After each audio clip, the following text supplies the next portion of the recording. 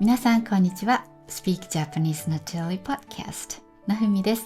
このチャンネルでは日本語や日本文化について紹介します。チャンネルメンバーシップもやっています。上の方のプランに入っていただくと毎週1回特別なエピソードが聞けます。今週のエピソードは私が最近飲んでいるものについてでした。よかったらぜひ入ってみてください。あと、発音コースもやっています。これは英語で教えるコースなんですが、発音を良くしたいって思っている人にはぴったりのコースです。で、スタンダードかプレミアムに入ってもらえると、月に1回発音チャレンジというものに参加できます。で、これをずっと続けている人の発音は本当に良くなってきたなって思います。なので、発音を良くしたいって思う人はぜひ検討してみてください。概要欄にリンクがあります。さて、今日のテーマは日本の部活についてです。部活は皆さんご存知ですか？スラムダンクとかハイキューとか結構部活の漫画とかアニメ多いので知っている方も多いと思います。で、部活は本当に日本の学校文化を理解するのに欠かせないものです。なので今日のテーマにしました。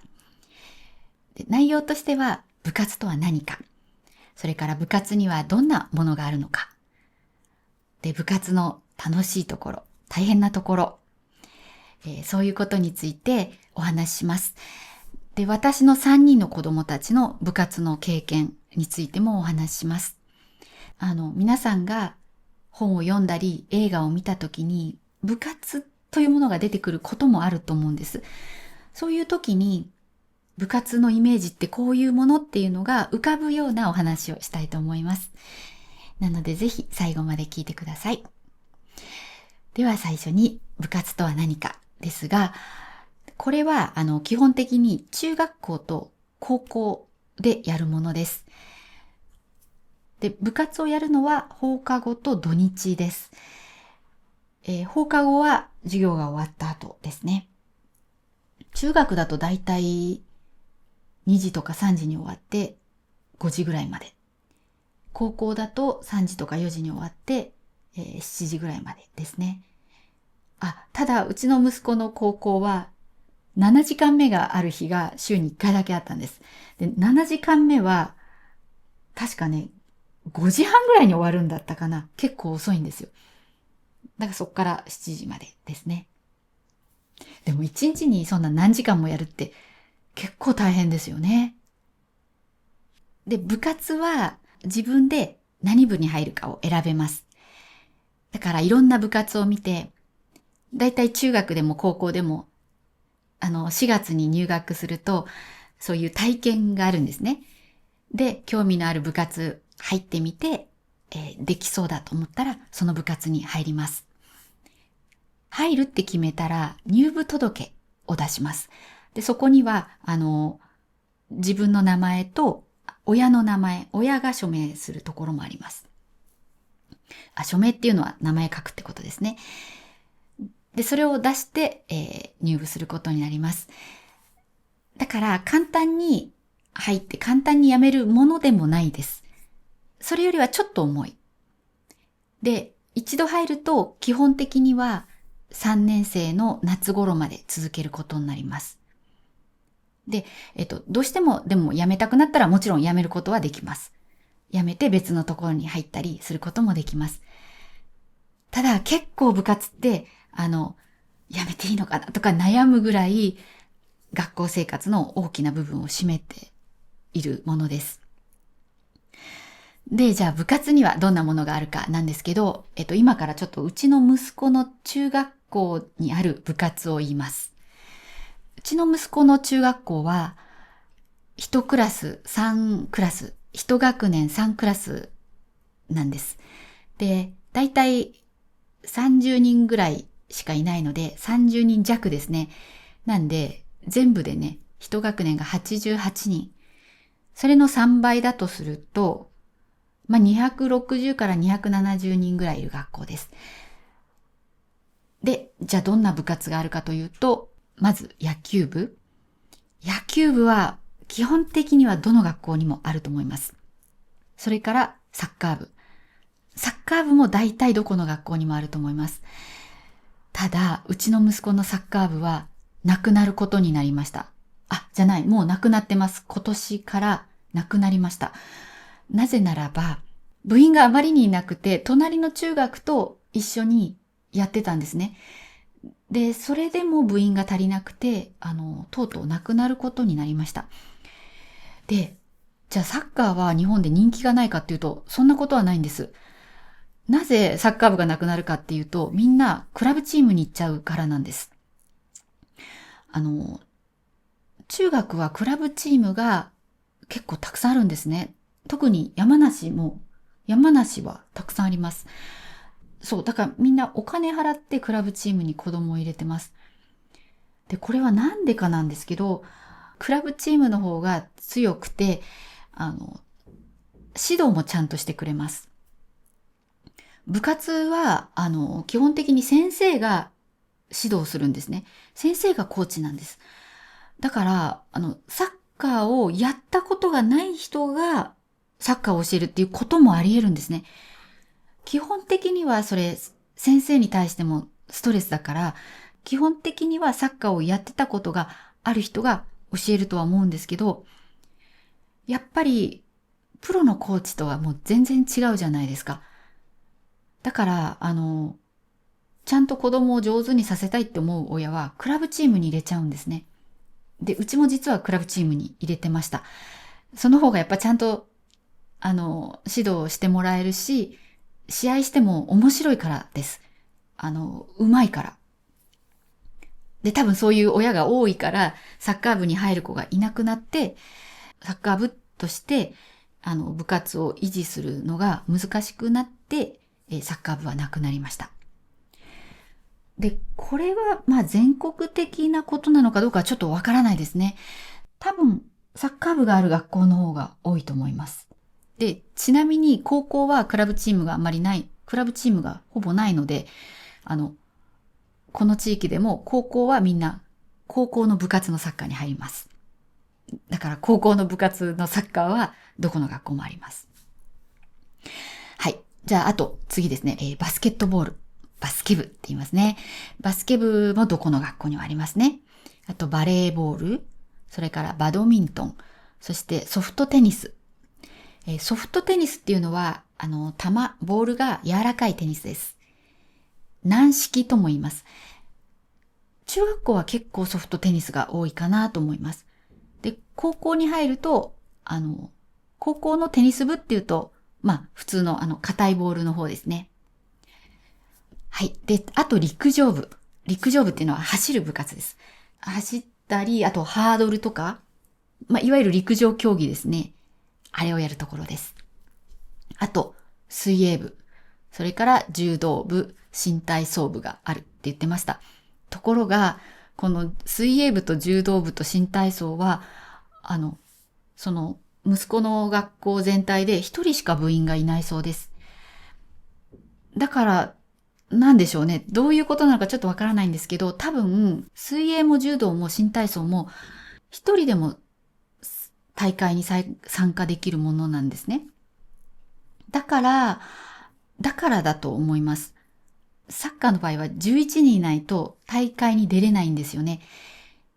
でも、水泳も柔道も新体操も一人の競技があるから、大会に参加できるから、まだ部活として残ってるんだと思います。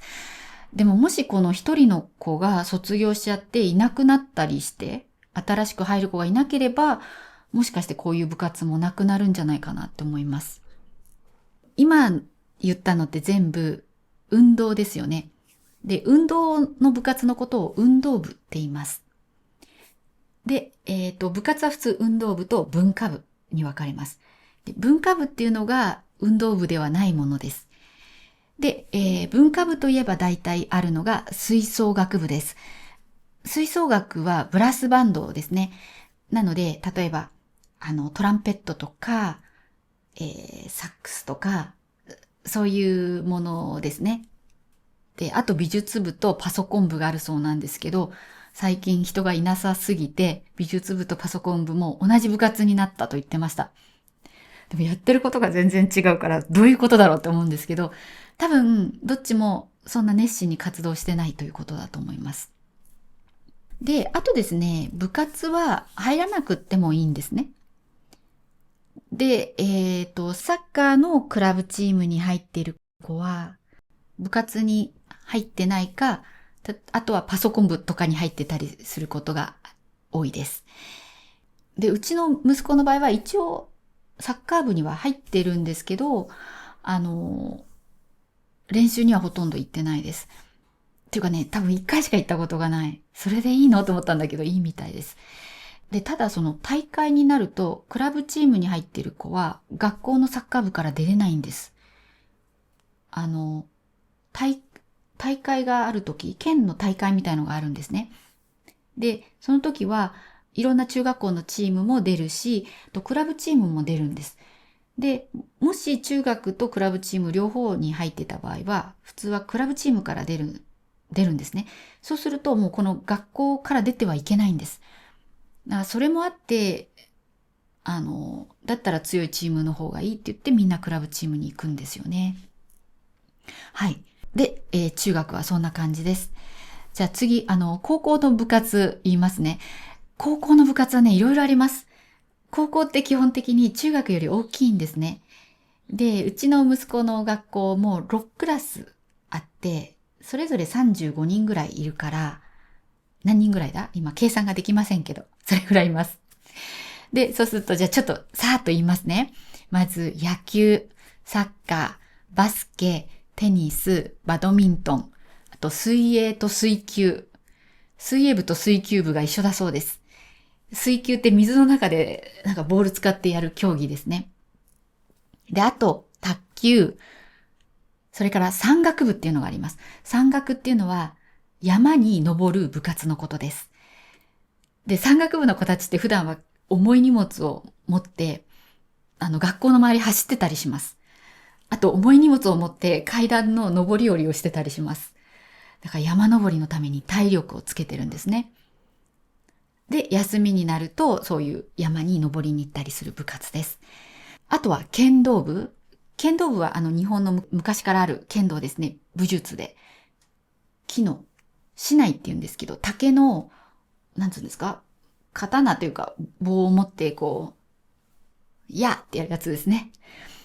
で、あと、弓道もあります。弓道っていうのは、これも昔の日本の武道で、弓を引くものです。これね、かっこいいんですよ。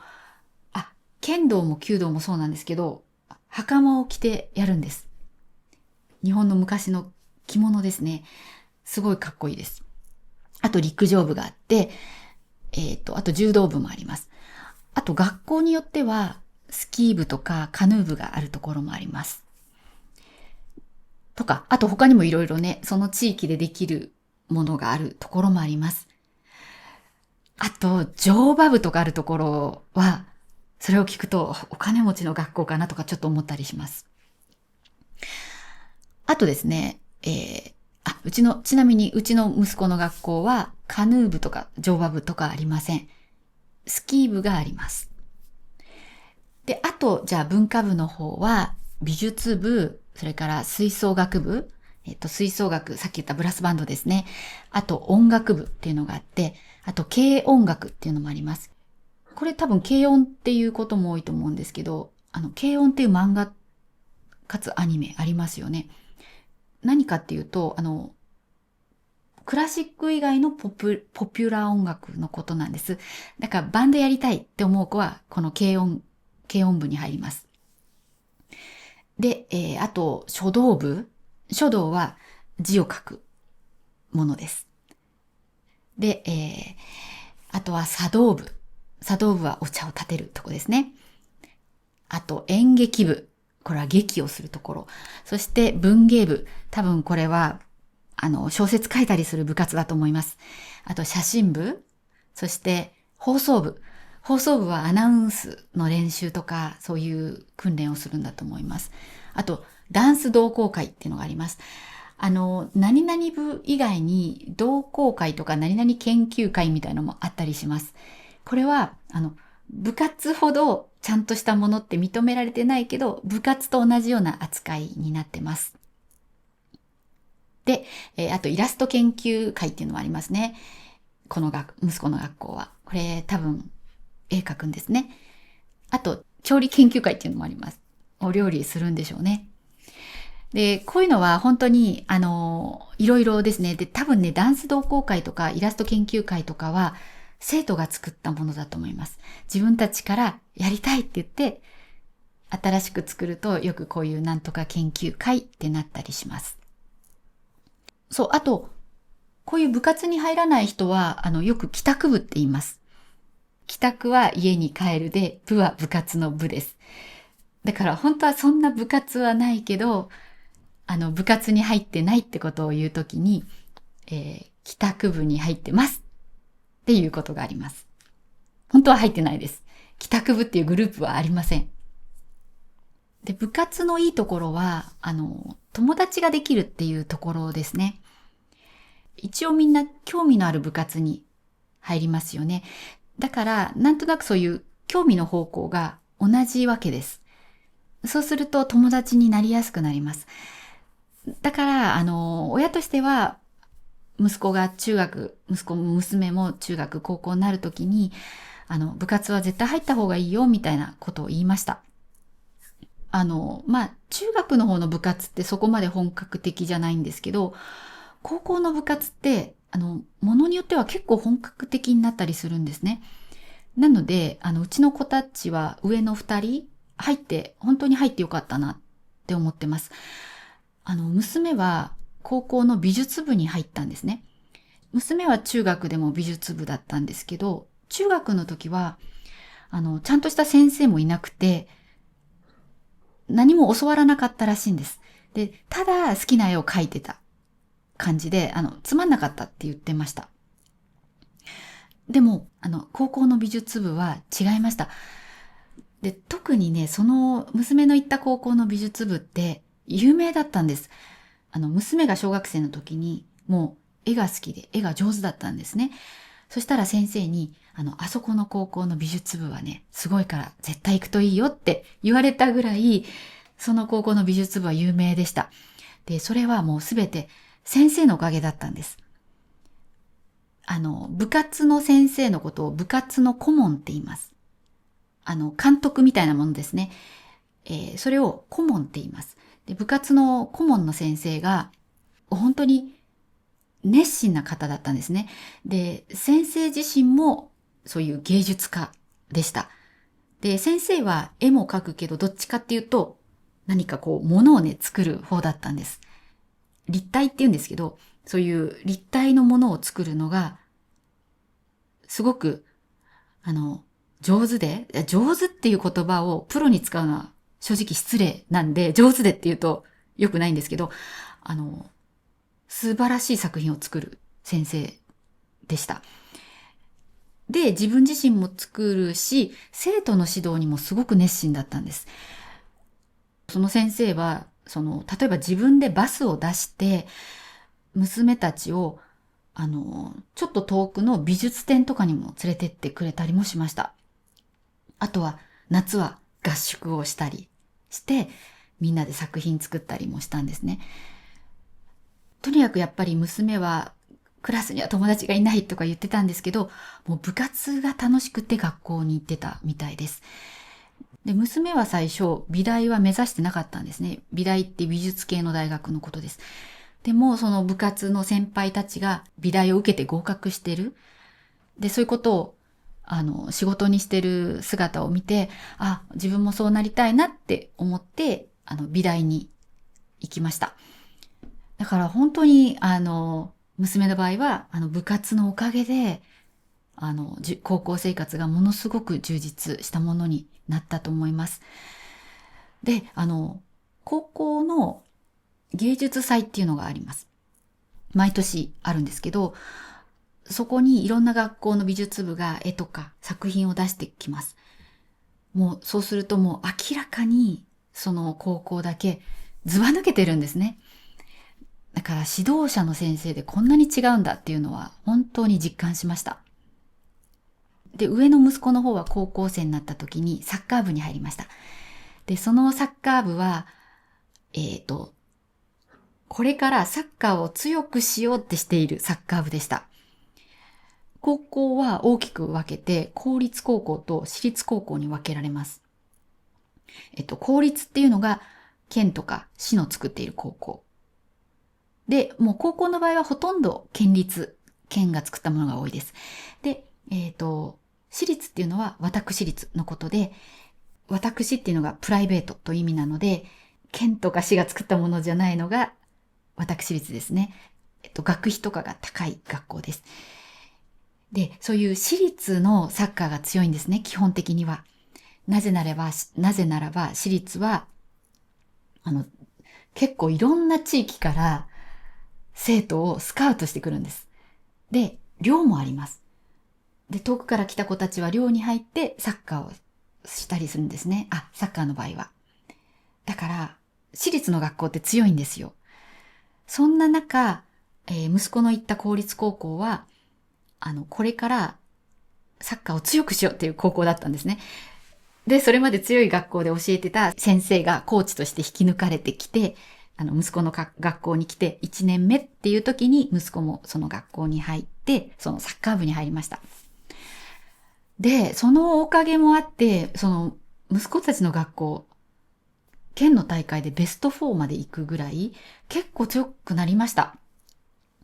なんですけど、息子はですね、2年生の途中で、2年の9月だったかな、部活を辞めました。ちょっとね、先生といろいろあったみたいです。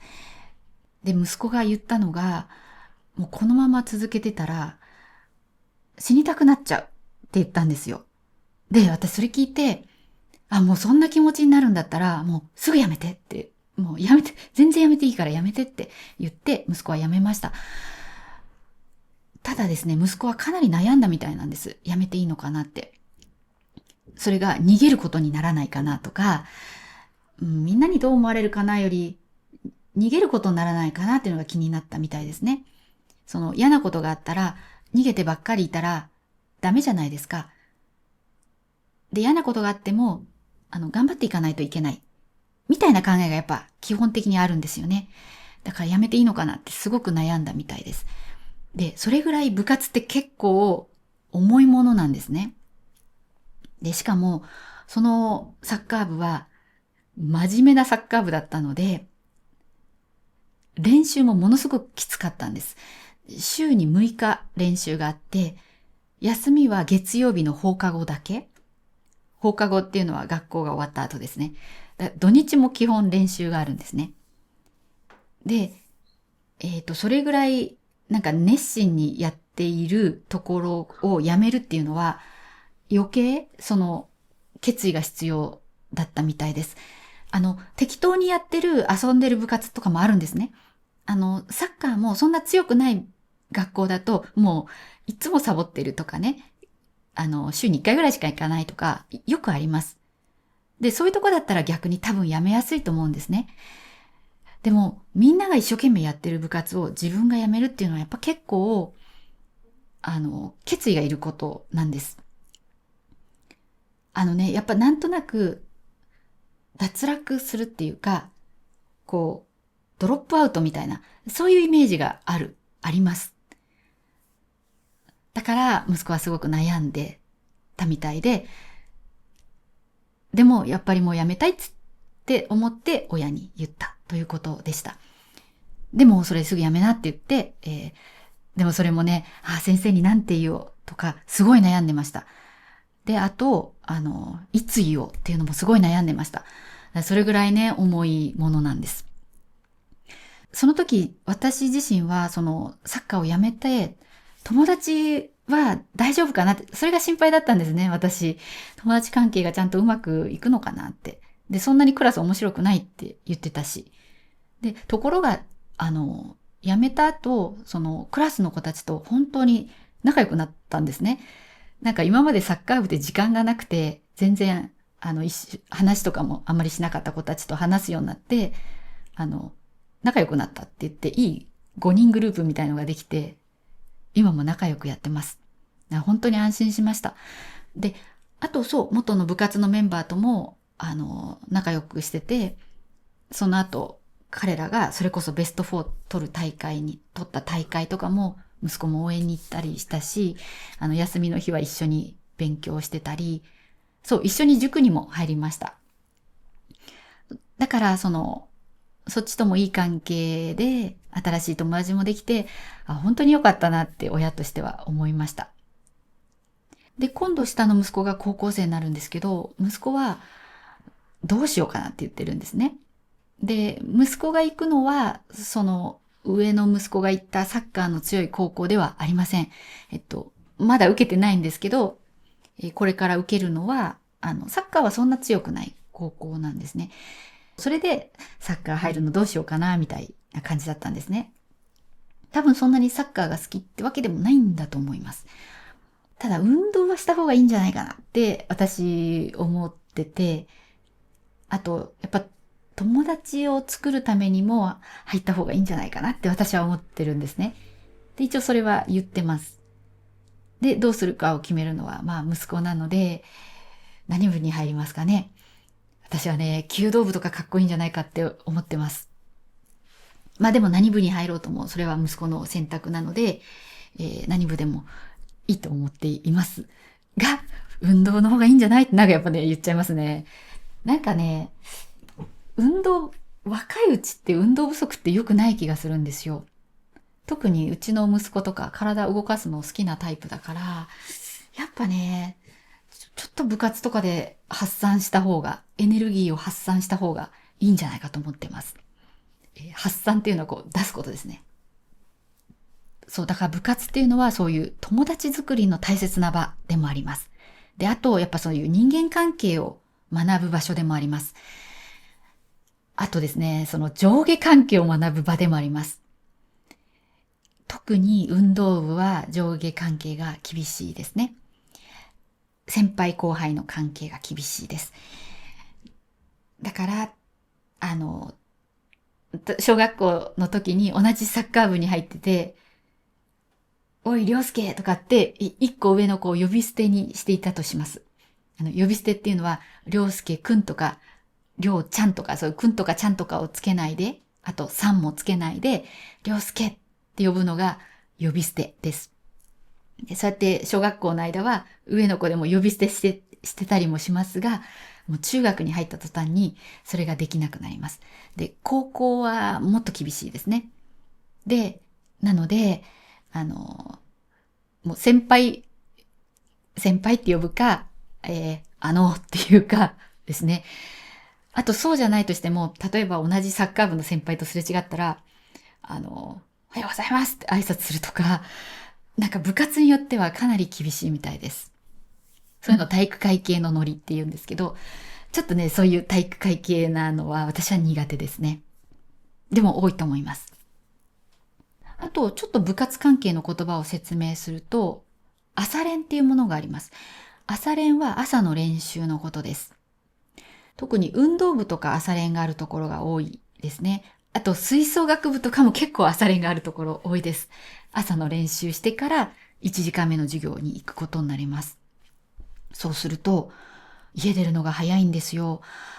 で、息子もサッカーやってた時は、サッカー部入ってた時は、朝6時半だったかな、なんか7時ぐらいから朝練が始まるから、6時半ぐらいにもう出てくみたいな時があって、お弁当を作るのが大変でした。日本は中学は給食があります。地域によってはないところもあるんですけど、大体あるところが多いです。ほぼあると思います。だから中学生の子供にはお弁当とか作ってあげなくていいんですね。でも、高校の子にはお弁当を作らないといけないんです。それか、コンビニで買ってってお金渡すか、あと高校によっては学食があります。学食っていうのは学校の中の食堂ですね。カフェテリアみたいなものです。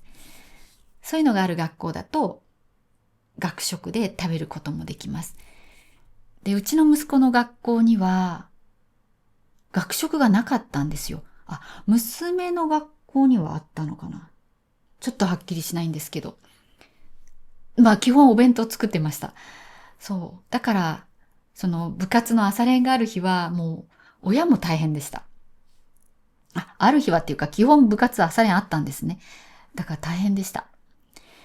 そう。で、息子のサッカー部なんてひどかったのが、夏休み、休み1日しかなかったんですよ。だから、おじいちゃんおばあちゃんのお家に行きたかったのに、息子は本当に1日しか休めないから、私たちが先に出発して、息子は練習の後、1日だけ来た、みたいな形にしました。あれ、1日じゃさすがに行けないから、1日は休んだかもしれません。とにかく休みにくい、部活でしたね。なので、部活は強くなればなるほど大変です。そう、あと部活は合宿があるところもあります。で、さっき美術部の合宿があるって言ったんですけど、美術部はね、多分合宿がない方が多いと思います。で、基本は運動部の強いところは合宿があります。そう、合宿っていうのは、その学校とかそういうグループ単位で泊まって、例えばサッカーならサッカー、美術なら美術を集中してやることです。だから合宿は、中学は基本ないですけど、高校の部活で合宿があるところは、まあまああると思います。あとこの合宿は大学とかでも、サークルの合宿とかって使います。そうです。大学の場合は部活っていうよりもサークルになります。で、大学でもし部活って言ったらすっごく熱心にやる大変な部活っていうイメージがあります。で、あとそう、引退っていう言葉を部活にも使います。基本的には3年生の夏に大会みたいのがあるんですね、大体。で、運動部は大体夏に大会があって、そういう文化部も、例えば夏に文化祭があるとか、なんかあります。だからそういうのを出して終わります。で、最後までいると引退になります。中学も高校も大体3年生の夏が引退の時期です。で、あと、応援っていう言葉も部活ではよく使います。応援はね、アイドルとかに応援してますとか、アイドルだけじゃないですね。好きな作家さんでも、好きな動画作る人でも応援してますとか書いたりね、言ったりしますけど、部活の応援っていうのもあります。で、あと、高校とかにあるんですけど、応援団っていうのが部活としてある学校もあります。そうすると応援団は、野球の試合とかサッカーの試合になると、応援しに来てくれます。で応援団ってなんかイメージですけど、大体学ランって言って、黒い、ここまであるボタンがここまであるやつボタンっていうか、ここは、ホックですね。で、こういう金ボタンがついてるみたいな。昔からある制服です。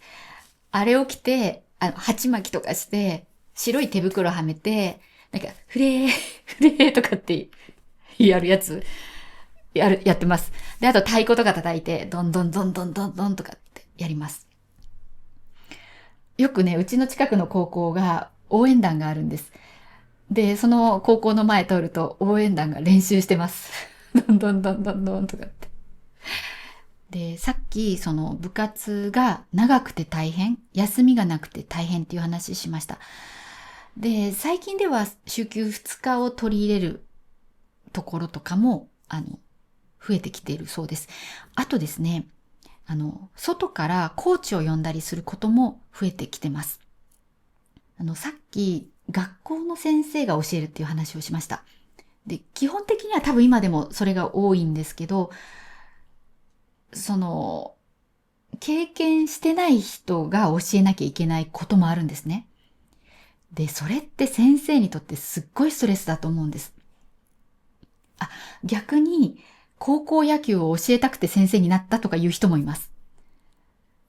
で、そういう人はね、もうね、本当にやりたいからやったらいいと思うんですけど、そうじゃない先生、例えば自分は国語が好きで国語の先生になったのに、バスケ部の顧問がいないから、バスケ部の顧問をやってって言われた。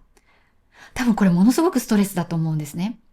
やったことないのに教えなきゃいけない。嫌じゃないですか。そういうのもあって、そういうコーチは外からお金を払って連れてくるっていうことも増えてきています。多分ね、そっちの方が先生のためにも生徒のためにもなると思います。やっぱり生徒もやったこともない人に教わりたくないって思うじゃないですか、普通。で、そうするとどうしても先生をバカにする態度をとってしまったりとかする可能性もあります。だからやっぱりコーチを連れてくるっていうのはお互いのためになるんじゃないかなって思います。はい。まあ大体これで話したいことは話せたと思います。どうでしょうか？日本の部活に対して少しイメージは湧きましたか？もし何か質問などあったらぜひコメントに書いてください。ではメンバーシップに入ってくださっている方のお名前を言います。エドモさん、デブさん、アルビレオさん、デルタさん、デードさん、キム・ヨンマンさん、ベンジャミンさん、コウ・エイケイさん、ニヌア・イシルメさん、チチさん、シン・グアンキルさん、ジム・ハバートさん、ジュン・チャンジョンさん、ジョアンナ・ピー・アビーさん、ウンネシュ・ガーテさん、ナグワ・アブデル・モッタレブさん、アップルパイさん、ガール・アブロードさん、パク・キヨクさん、チャンドルさん、クリスティーナさん、オー・ウェンハオさん、ジュン・ファリーさん、ビービーガン・メイク・ピースさん、ヨンオク・キムさん、チャールトン・ローさん、グエント・アン・アインさん、ジョ・ミンジェさん、チャン・ジテさん、ビッグ・ガスさん、カンチョさん、リン・シェンシュンさん、キム・カンソクさん、コーダー XYL さん、リョウ・スイエさん、フー・カイジュンさん、ジュールド・オーデさん、ハヌル・バラギさん、キャサリン・オカモトさん、アーダーさん、イェン・イェン・チェンさん、グオ・スーシェンさん、アン・リリーさん、ジョン・リンさん、レイラ・ダラスさん、メンバーシップに入ってくださってありがとうございます。とっても励みになります。